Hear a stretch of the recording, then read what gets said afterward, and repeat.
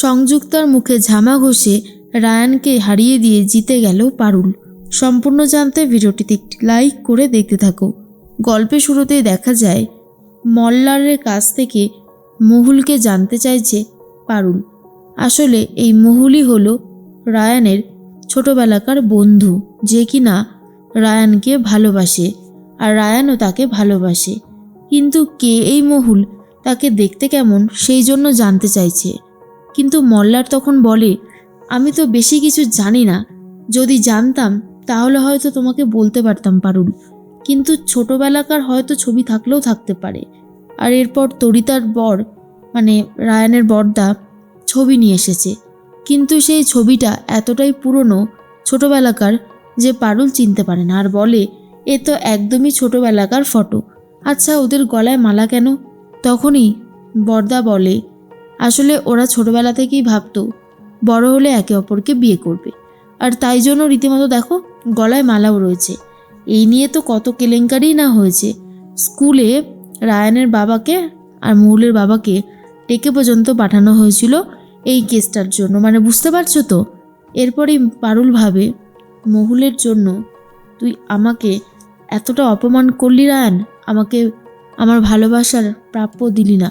ঠিক আছে, আমিও দেখে নেব যে তুই কি করে এই সম্পর্কে থাকতে পারিস, কারণ এই বিটিটাকে আমি মোটেও ছেড়ে দেব না। আর একদিকে অফিসও আমি সামলাবো, আর এবারে জিতে দেখিয়ে দেব। দেখা যায় পারুল আর রায়ান পরের দিন অফিসে যেতেই সেখানে ধ্রুব আবারও একটা নতুন প্রজেক্ট নিয়ে ভাবতে বলে দেয়, আর বলে খুব তাড়াতাড়ি আমরা আমাদের ফেয়ারনেস ক্রিম মানে ফর্সা হওয়ার ক্রিম লঞ্চ করতে চলেছি, তাই সেটা নিয়ে একটা ট্যাগলাইন দিতে হবে যেটা আমাদের জন্য খুব ভালো হবে। আমাদের যে অপোনেন্ট দেখা কোম্পানি রয়েছে তারা কিন্তু খুব সুন্দর প্রজেক্ট লঞ্চ করতে চলেছে, তাই তাদেরকে টেক্কা দেওয়ার মতোই ট্যাগলাইন বানাতে হবে। কি ট্যাগলাইন বানাতে হবে সেটা নিয়ে ভাবতে বসে পড়ে এমপ্লয়িরা। এর মধ্যেই পারুল তখন ভাবে, আমি তো ফেয়ারনেস ক্রিমের এগেনস্টে, কারণ গায়ে রং দিয়েই যে সব কিছু হয় না সেটা তো আমি বহুবার প্রমাণ করে দিয়েছি, আর প্রমাণ হয়েওছে, কিন্তু আমি এই ক্রিম নিয়ে কেন বলতে যাব। এরপর পারুল একটু অন্যরকম কিছু ভাবে, আর রায়ান ভাবে যে কিভাবে বেস্ট ট্যাগলাইন করা যেতে পারে।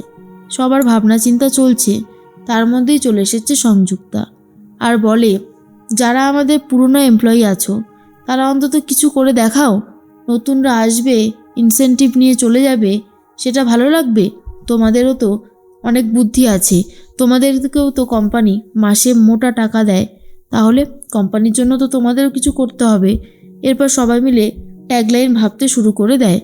তখনই চেয়ারম্যান স্যার থেকে শুরু করে আরও যারা যারা রয়েছে তারা সবাই উপস্থিত হয়, আর সবার ট্যাগলাইন শোনা হয়, কিন্তু তার মধ্যে সবার বেস্ট হয় রায়ান।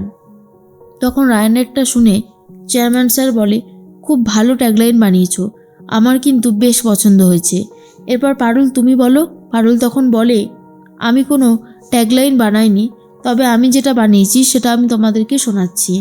বলেই শুনিয়ে দেয় আর বলে, আমি এই ক্রিমটা বয়কট করতে চাই।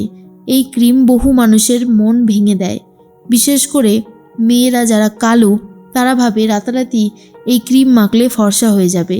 এসবের এগেনস্টে আমি, আর কেন এগেনস্টে তারও প্রমাণ আমি দেব। সংযুক্তা বলে, তোমাকে এত কিছু প্রমাণ দেখাতে হবে না, তুমি ট্যাগলাইন বানাতে পারোনি, তাই এসব কথা বলতে এসেছো। কি লাভ বলো তো এসব বলে কোনো লাভের লাভ হবে না। ঠিক সেই মুহূর্তেই তখনই পারুল বলে, আমাকে বলতে তো দিন, আমি বলার থেকেও আগে কিছু দেখাতে চাই।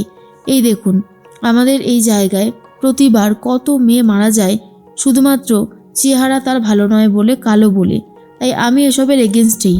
এরপর চেয়ারম্যান স্যার বলে, কিন্তু পারুল, তুমি যদি এই প্রজেক্টটা লঞ্চ করতে না দাও তাহলে আমাদের অনেক টাকা লস হতে পারে।